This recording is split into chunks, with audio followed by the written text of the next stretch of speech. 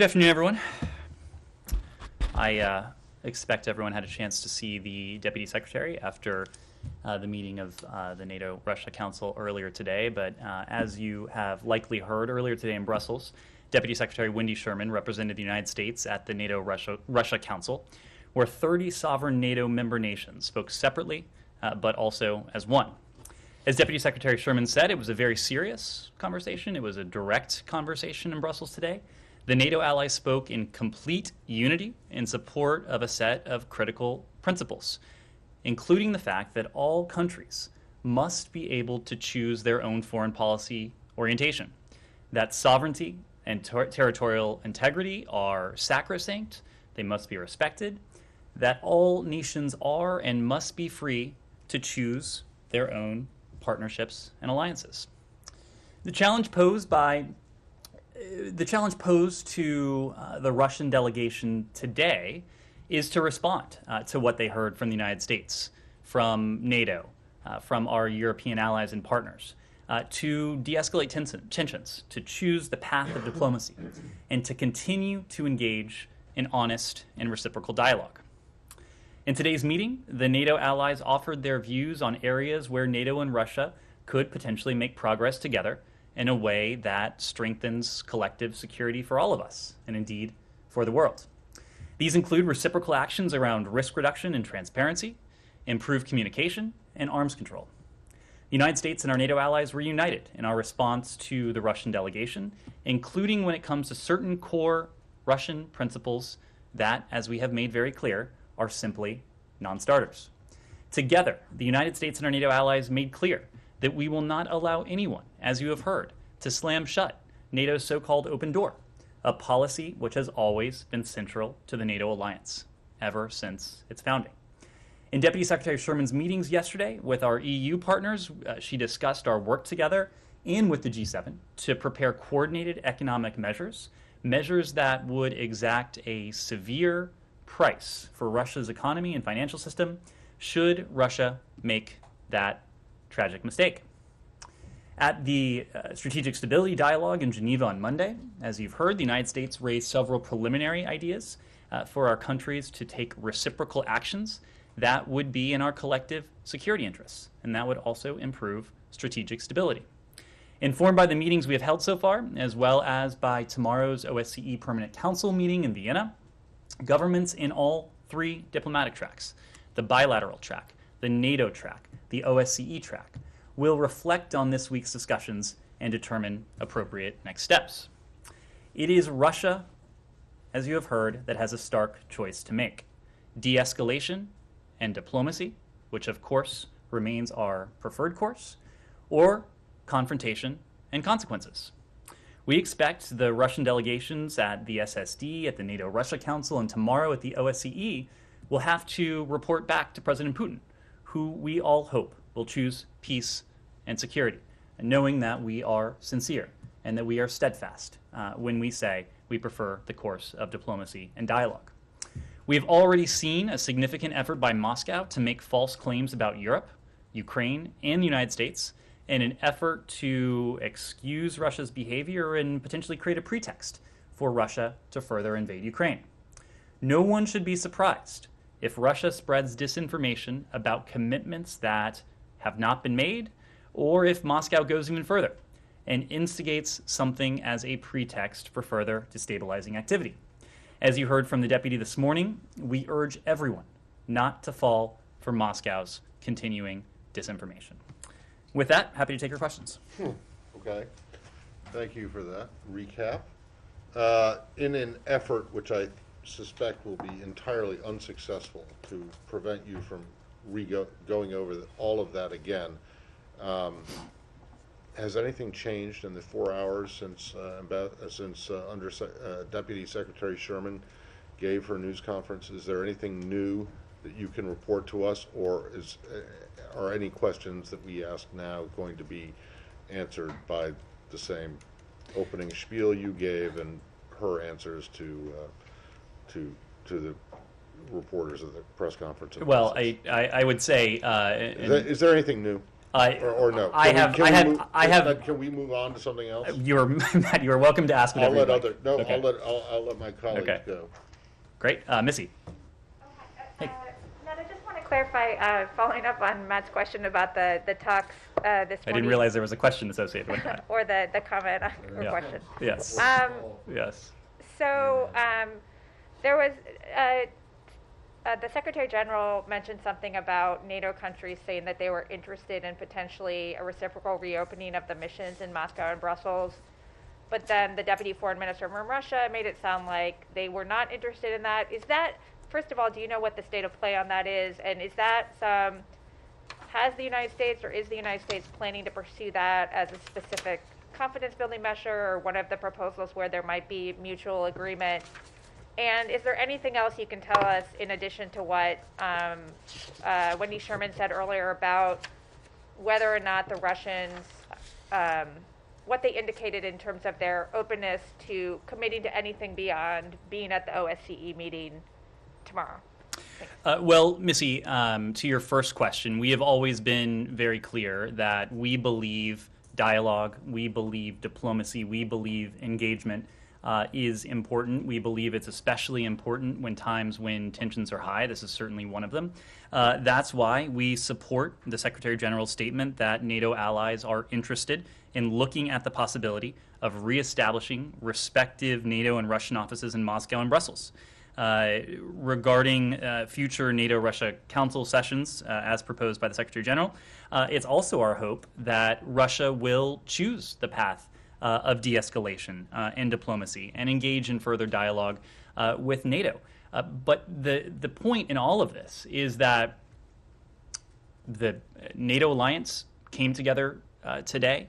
Russia had an opportunity to hear from the Secretary General, from the 30 allies, and we hope that Russia will choose to remain engaged in this diplomatic process. It's not for us to say what the Russians will choose or will not choose. It is for us to say what our preference is, what we are prepared to do. We are very much prepared to continue to engage in diplomacy. That remains our very strong preference.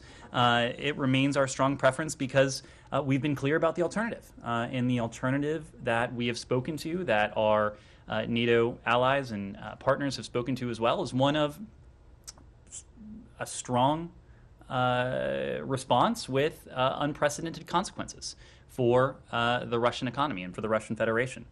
We hope that remains a hypothetical. In order for it to remain a hypothetical, what we will need to see are a couple things.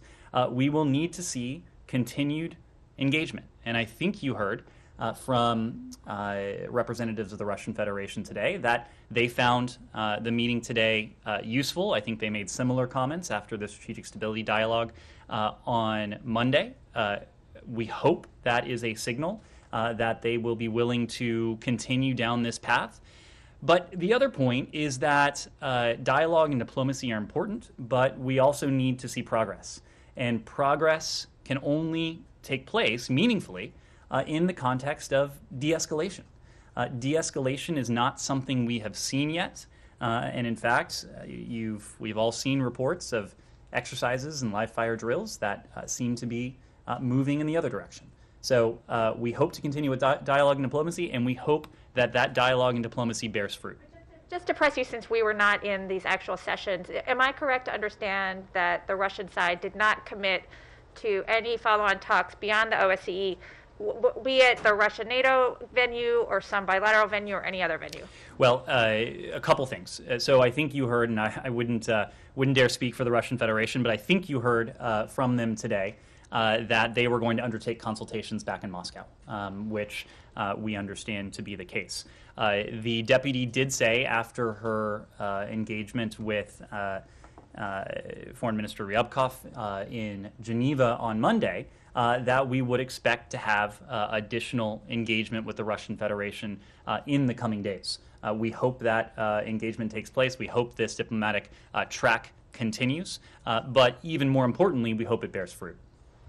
Francesco. Hi, just to follow up on Sure. that, do you have any update on what form this follow-up engagement between the U.S. and Russia may take in the following days, when it will happen, if it will be at what level, the presidents, the secretaries, etc. I don't have anything I'm able to share at this point today, but what I can tell you about is the process to get there. And part of the process, a core element of the process, was the engagement we had on Monday, was the engagement that NATO as an alliance had today in Brussels. But just as importantly, if not in some ways even more importantly, was what has taken place before Monday, in the weeks and months since November, but also what took place in the aftermath of Monday and before the meeting of the NATO-Russia Council today. And that is the concerted dialogue, consultation, coordination that we have undertaken with our NATO allies, with European partners, with other multilateral organizations and bodies, to include the G7, the EU, and other groupings of countries like the B9, and of course our engagements with our Ukrainian partners as well. So what we learned on Monday, what we heard from the Russian delegation today in Brussels, we are comparing notes with all of those allies and partners as we figure out how best to continue down this path of dialogue and diplomacy, making clear that it remains our strong preference. We have made no bones about that, and we hope that that we will continue to see the Russians take part in that engagement. So then, if I may, what happens if there is no de-escalation? The troops remain at the border, but no escalation either. They don't invade Ukraine. Sorry. Because you said for the sanctions to remain hypothetical, you need progress and de-escalation. Does that mean that if the status quo remains, some part of the sanctions can be enacted? Well, we've been very clear that the package of measures that we have spoken to with our allies and partners, that package would be enacted in the event of additional Russian aggression against Ukraine. What happens if there's a status quo? If there is a status quo, we will continue to engage in diplomacy and dialogue, but we've been very clear that that diplomacy and dialogue can only produce results if it takes place in the context of de-escalation. In all of this, our goal has not been to have talks for the sake of talks. Diplomacy, of course, is a means to an end.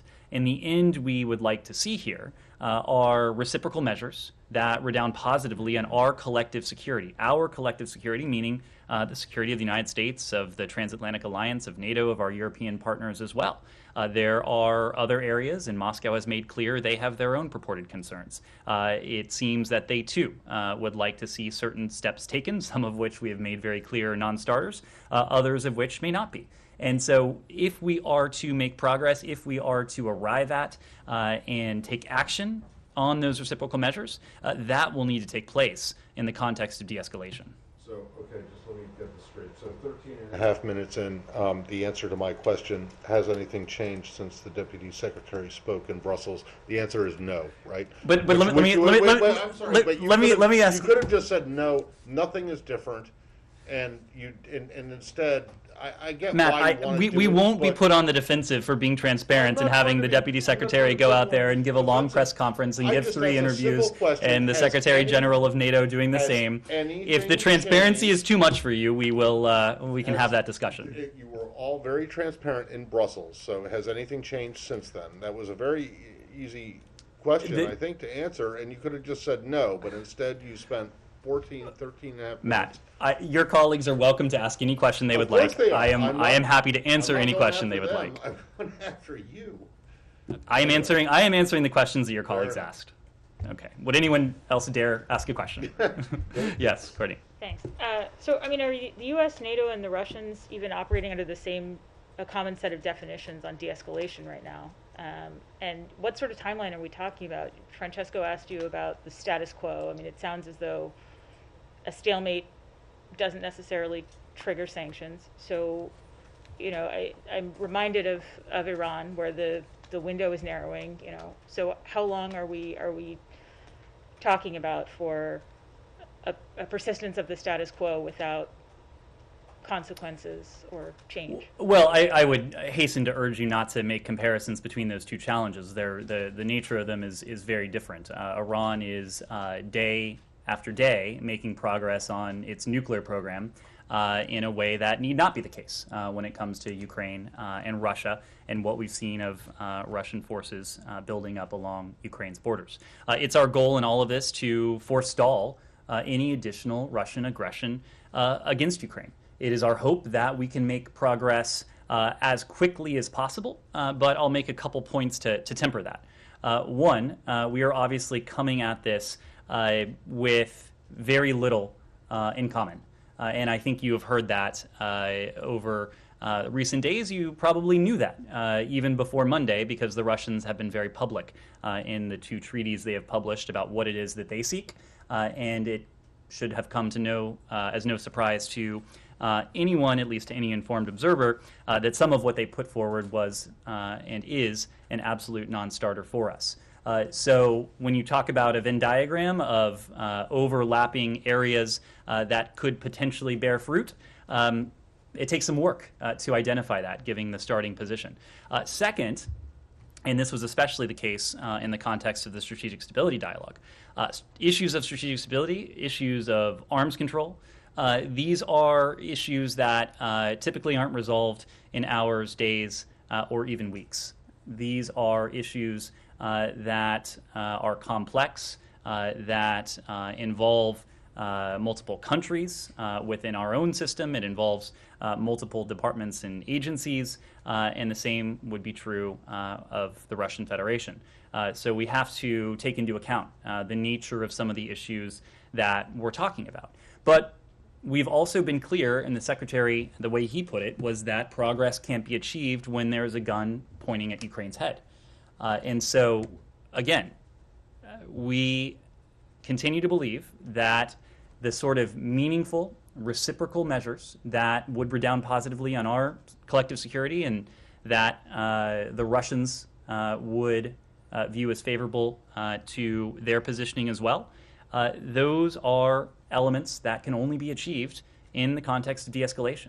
De-escalation could take place tomorrow. It could take place Friday. That is what we would like to see happen. It has not taken place yet. And in fact, there are some indications that we've seen movement in the opposite direction.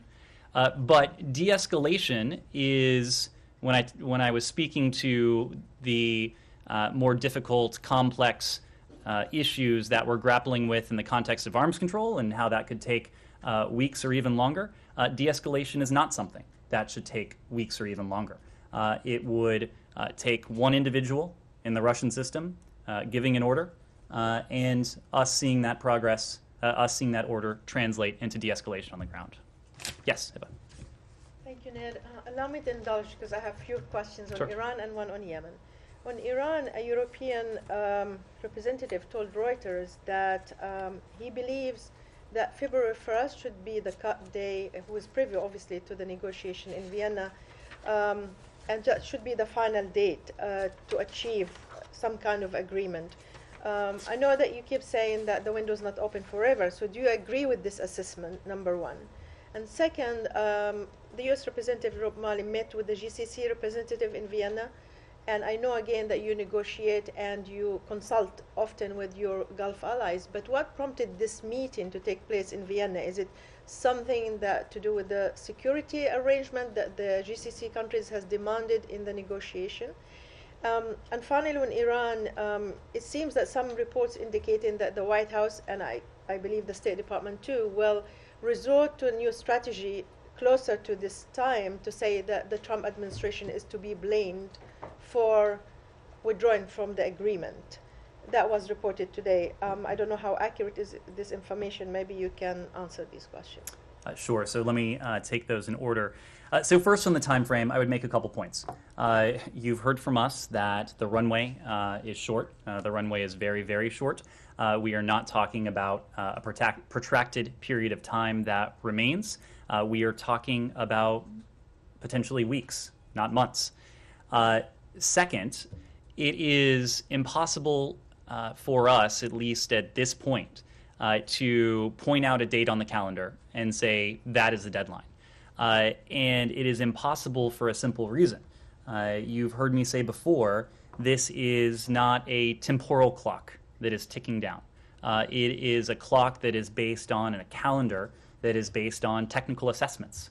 And really what we are looking at here is a very simple equation.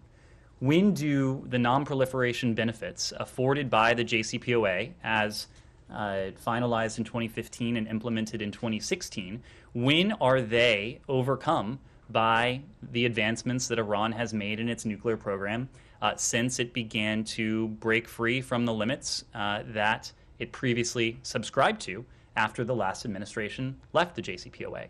That is an assessment that will be based on a whole series of inputs. What we can discern publicly and non-publicly regarding those advancements and their implications for things like Iran's breakout time when it comes to acquiring enough fissile material needed to produce a nuclear weapon if they were to move in that direction. Remind me of your second question. Oh, the meeting with the GCC. So as you know, Rob Malley often meets with the GCC before the start of the seventh round, I believe it was. He took part in a virtual meeting with the members of the GCC to brief them on the status of our pursuit of a mutual return to compliance with the JCPOA. Secretary Blinken had an opportunity to meet both in person and virtually with representatives of the GCC when we were in New York City for the UN General Assembly in September. And Rob Malley and his team, in addition to others here in this building, are regularly updating our GCC partners on our progress.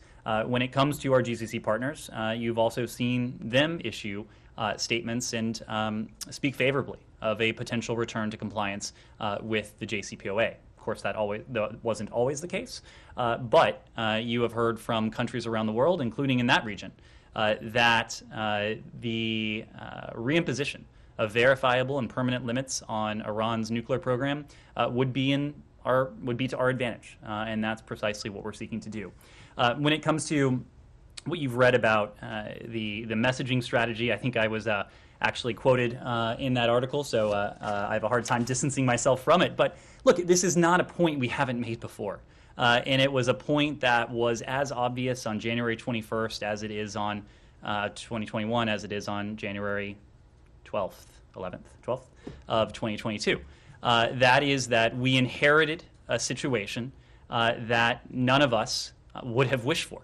A situation in which Iran had been galloping forward in its nuclear program, freed from the nuclear shackles to which it previously subscribed, with proxies that certainly were not cowed, but in some ways have become even more brazen and aggressive, with Iran, I should say with the United States, in some ways more isolated diplomatically than Iran, because of the course that the previous administration had pursued.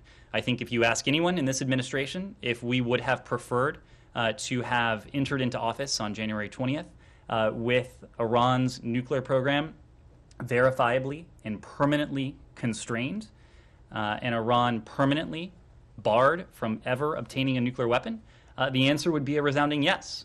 If you, as I just mentioned, were to ask our GCC partners whether they would have preferred that. The statements that you have heard from them recently indicate that they would as well.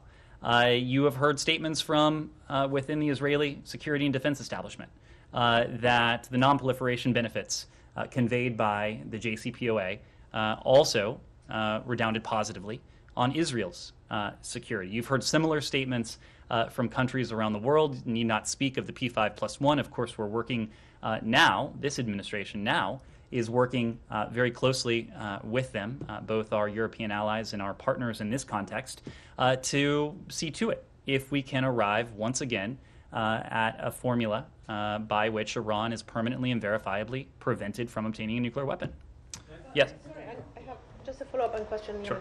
But as you know, this agreement is limited by time. There's a time limit of 10, 15 years. There is not. Kicking the can down the road for the next administration to deal with it? No, this is not about kicking the can down the road, because what is not time limited is the most important element of this. The fact that Iran cannot acquire a nuclear weapon. The inspections and the monitoring that goes along with this, that is not time limited. So this is not about kicking the can down the road. This is about permanently and verifiably ensuring that Iran cannot obtain a nuclear weapon. And on Yemen, just quickly, the government forces managed to get Shabwa from the hands of the Houthis, and it seems that they make an advance towards Ma'rib. Do you think that this military advances or successes, if you want to call them, can be translated in some kind of diplomatic gains while the U.S. push for more of a new push, if you wish, to get the Houthis back to negotiation? We have sought to underline a core point that the Houthis cannot engage in a military offensive and expect to gain any leverage by that. It will not work for the United States. It will not work for our Saudi partners. It will not work for the UN Special Envoy and his team when it comes to this. All the continued Houthi offensives will do, whether it's Marib or elsewhere, is aggravate the humanitarian emergency that is gripping the country of Yemen, that for some time, by many estimates, has been home to the world's worst humanitarian catastrophe. So if the Houthis are under the misimpression that continued military advances, continued military offensives will do anything but isolate them and weaken their hand, they are sorely mistaken.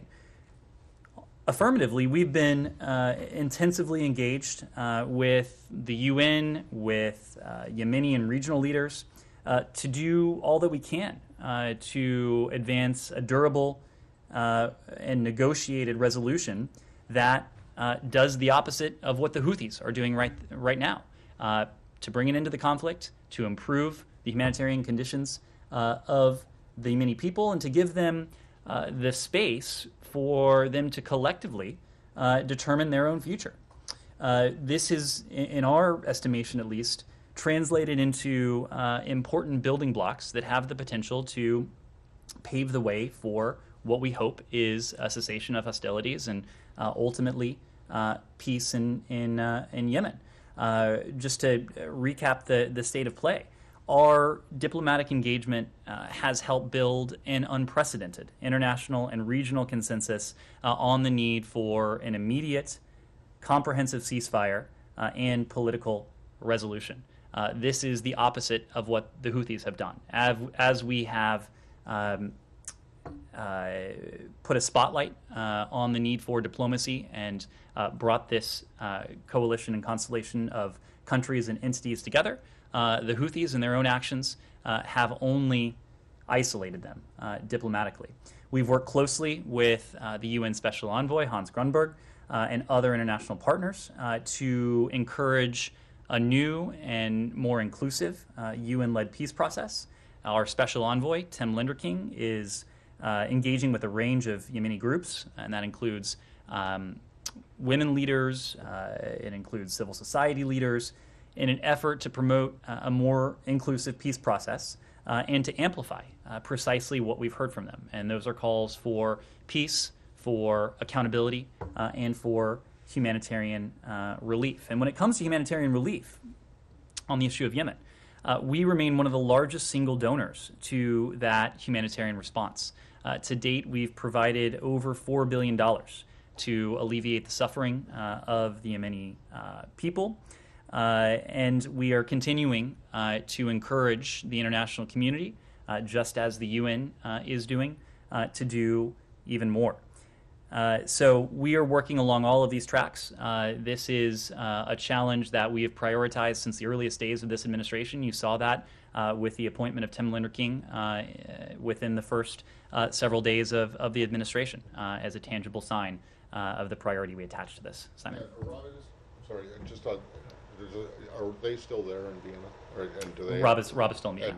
And they're not planning to come back until the whatever round of this is over. I suspect they will come back when there's a break or when this round ends, but Okay. as you know, the And then European External Action you Service. said several times that it's not a temporal clock, and yet you say we're talking about potentially weeks, Well, not months. because Now, it's clear wait- that the technical assessment within the course of But that weeks. is a temporal clock, right? And you also talk about breakout time, which is So- temporal. And so I mean, there is a temporal clock aspect to this. Well, Maybe it not is- in terms of it is- seconds it is- or minutes, but it's certainly in terms of days and weeks. It is right? temporal in the sense that it will be weeks and not months, but it is not All right. temporal calendar-wise in the sense that it will be February 1st or February 4th or any other but it notional is. date. If you're talking Of- about of- potentially weeks, not months. Eventually, then Matt, it is. we Yeah. will know Right. precisely the date when the All non-proliferation right, benefits have been so eroded. And then secondly, and on this whole thing about blaming the Trump administration for it, this is, as you said, it's not new. And, I can go back to December 17th with a senior official who may or may not be currently in Vienna right now saying, really going after the Trump administration. But who is the audience for this? And what do you expect to get out of saying, well, this is all Trump's fault? I mean, the Iranians know that it was Trump that withdrew. The Europeans know that it was that it was Trump that withdrew. So what exactly is the strategy, if there is some new strategy? So I would take issue with the characterization of a blame game. This is not about assigning blame. This is about explaining how we got here. Well, fine. It is. but where It do you is. expect It is to about get with that? reminding What the do you history and the context and the what do you inheritance. What do you expect to get from telling people what is pretty obvious? Yes, the previous Matt, it may administration be was obvious to supposed you, it may be obvious to me, it may be obvious to others in this room that the Trump administration left a deal that was verifiably working, but it may not be obvious to people who aren't as close observers. And that's really my job, Well, is to you're- explain but to people you're- who aren't Matt Lees of the world. Yeah, well, your line Those is unlucky that it souls. was your line is that it was verifiably working. Let's just stop it right there. Everybody knows the Trump administration left the deal.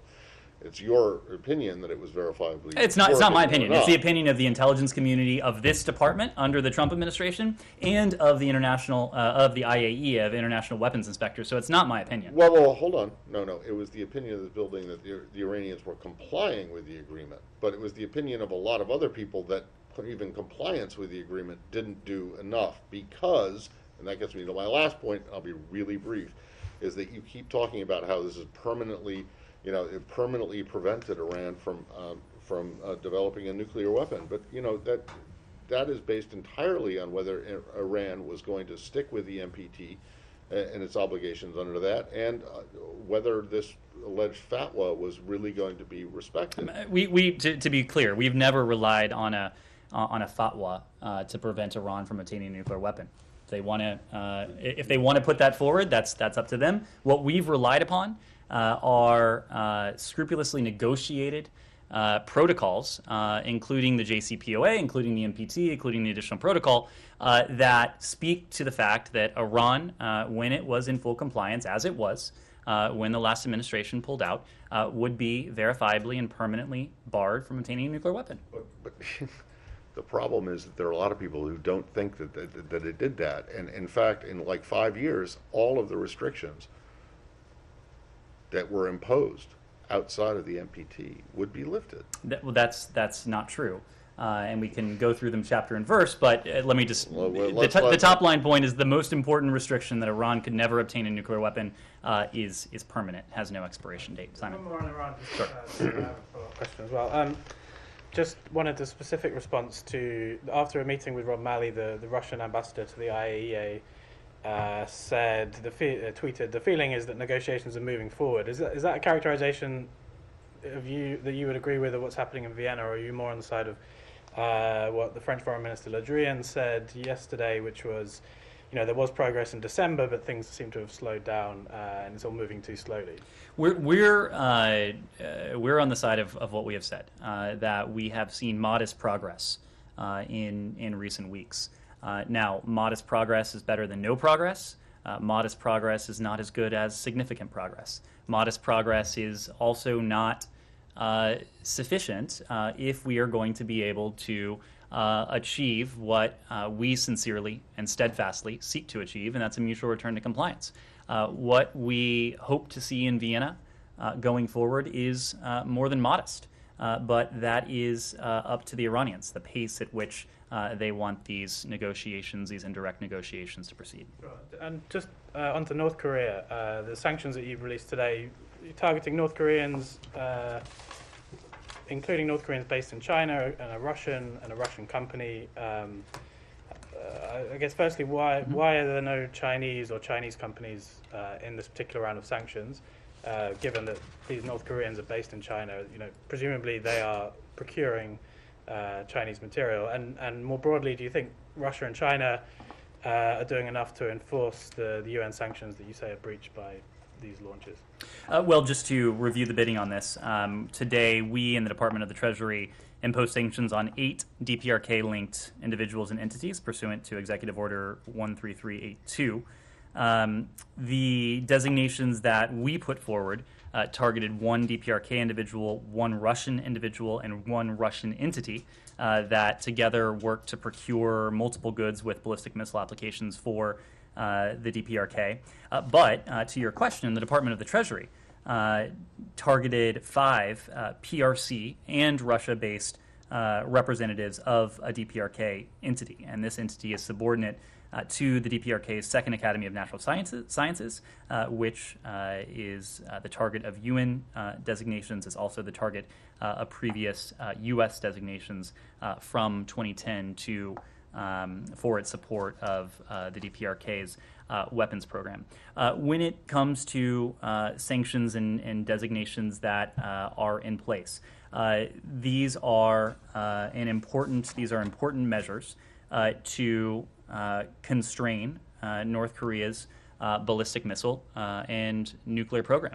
And it's important that the international community send a strong, unified message that the DPRK must halt provocations, it must abide by its obligations under UN Security Council resolutions, and engage in sustained and intensive negotiations. Now, obviously, we have not seen all of that.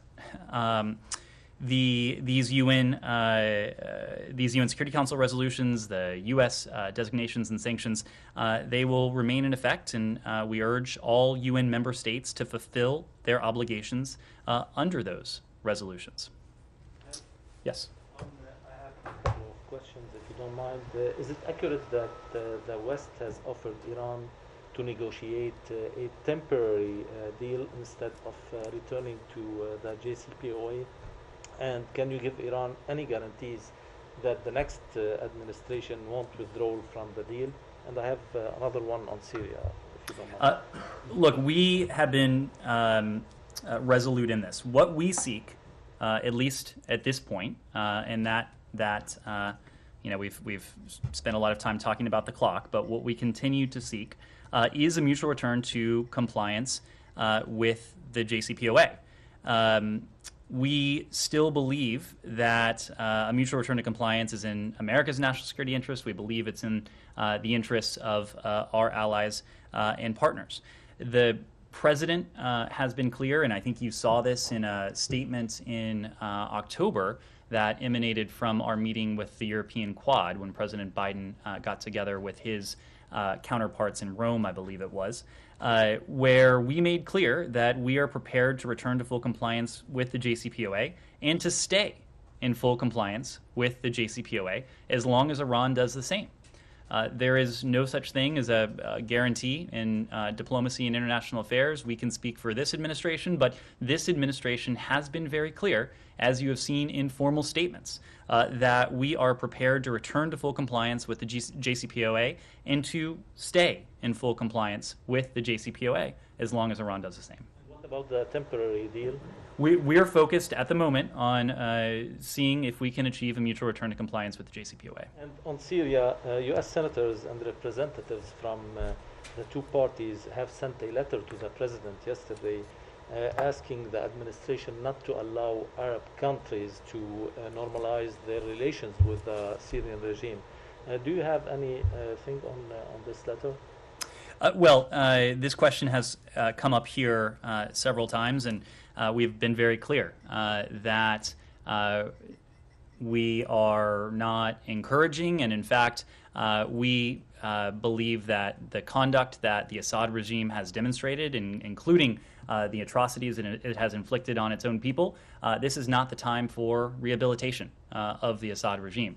In some ways, this is a regime that cannot be rehabilitated, given what the Assad regime has inflicted on its own people. But you're not preventing these Arab countries from normalizing with the regime and Well, bringing it to the Arab League again.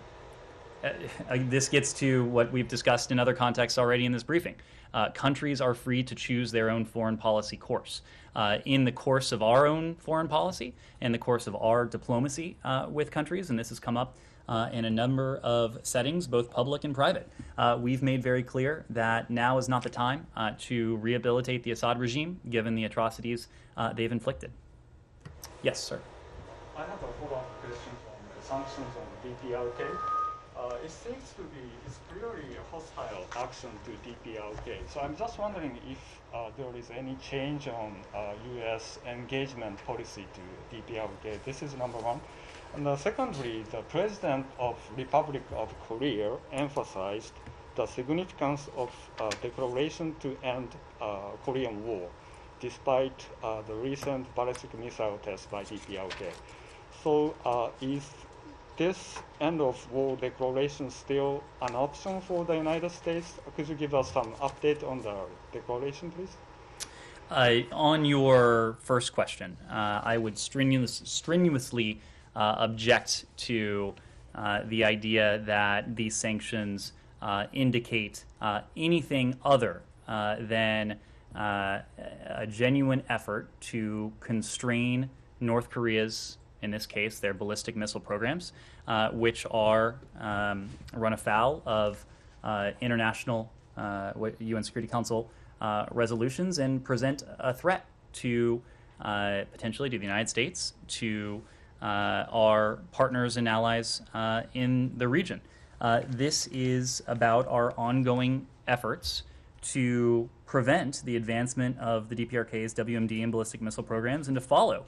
And they follow the DPRK's decision to launch 6 ballistic missiles since September of this year, including as recently as this week. Again, all of which violated multiple UN Security Council resolutions. When it comes to our DPRK policy, that remains unchanged.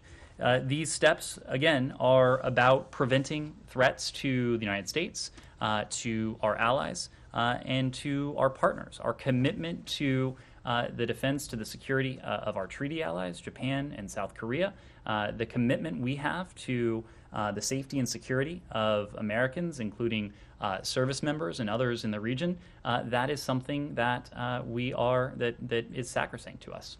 What about the declaration to end the Korean War? When it comes to end of war declaration, look, we have been very clear that we seek dialogue, we seek diplomacy to bring about lasting peace on the Korean Peninsula. We remain committed to that. We have made clear that we are willing, ready, and able to engage in that diplomacy in close coordination and consultation with our allies and partners. Andrea. You just said that the policy towards the DPRK remains unchanged to prevent threats to the U.S. and our allies, essentially. How is that policy working since their advances have been extraordinary? I mean, you inherited this, but the advances just in the last year indicate, SLBMs, the missile advances just this week and last week. So how is that preventing the threats? Clearly the policy is not working to prevent threats. The threats are increasing. Is there a thought to changing the policy to try to get them to engage, to come up with some other way to get them to respond to the overtures from this administration? So I'd make a couple points. We continue to believe that if we are going to bring about a lasting peace on the Korean Peninsula, if we are going to bring about the denuclearization of the Korean Peninsula, and that remains our goal, that the only effective way to do that, the only durable way to do that, is through dialogue and diplomacy. I do not think that you will see that posture change, just because diplomacy in this case. Dialogue or diplomacy, how do you get them to engage? So we get them to engage by making clear exactly what our posture is, by making clear that the United States stands ready with our allies and partners to engage in diplomacy, just as you saw us do today. We continue to enact measures that put constraints on these WMD and ballistic missile programs, that hold proliferators and other bad actors accountable for their activity. We'll continue to do that. But just because we are enacting measures that hold individuals and entities to account, that doesn't mean that our belief in the importance and the value of diplomacy and dialogue is diminished. And in fact, what we've seen from the DPRK in recent days only underscores our belief that if we are going to make progress, that we will need to engage in that dialogue, and the offer stands. Doesn't the fact that he has continued to expand his program, despite COVID, despite famine, despite sanctions, indicate that some rethinking has to be made? The sanctions don't seem to be deterring him at all. Well, it is our estimation that some rethinking will need to be done in Pyongyang. Again, this is, you said it yourself, Andrea, the DPRK is in what by many accounts is a dire humanitarian situation. There is COVID, there is deprivation, there is poverty, of course. If these issues are to, conditions are to improve, something will need to change. And it is our estimation and it is our belief and the belief of our allies and partners that the DPRK regime is inflicting tremendous hardship on their own people by diverting precious resources that should be going to food, that should be going to basic provision of basic services, that should be going to public health, to these ballistic missile and WMD programs. That is not something that is going to serve the interests of the people of the DPRK. It's not something that serves their interests now. It's not something that will serve their interest over the long term. Yes? Just a follow-up, because you keep mentioning the sanctions to constrain, but you said yourself this was the 6th test this year and reportedly the 2nd hypersonic test, reportedly, in less than a week. So, I mean, I just don't understand how you can say, or how you could feel that this constraint policy is working. What I would say is that our policy on this is that diplomacy and dialogue is the only way we're going to resolve this. It only, in our mind, underscores the urgent need for Pyongyang to engage in that dialogue. This is not a challenge that any administration would be able to solve in the course of several months. This is a challenge that has developed over the course of years and, in fact, decades. It's a challenge that, as you know, spans multiple administrations, and it goes back decades now, as I said.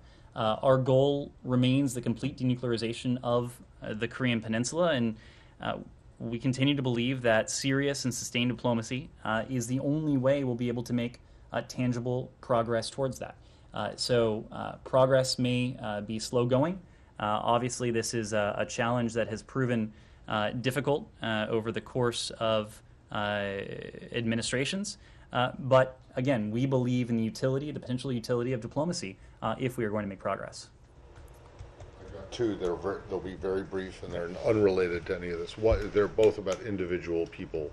One, in Bahrain, I've asked about this case before, about the academic Abdul Jalil Al-Sengis, who's now in a hunger strike.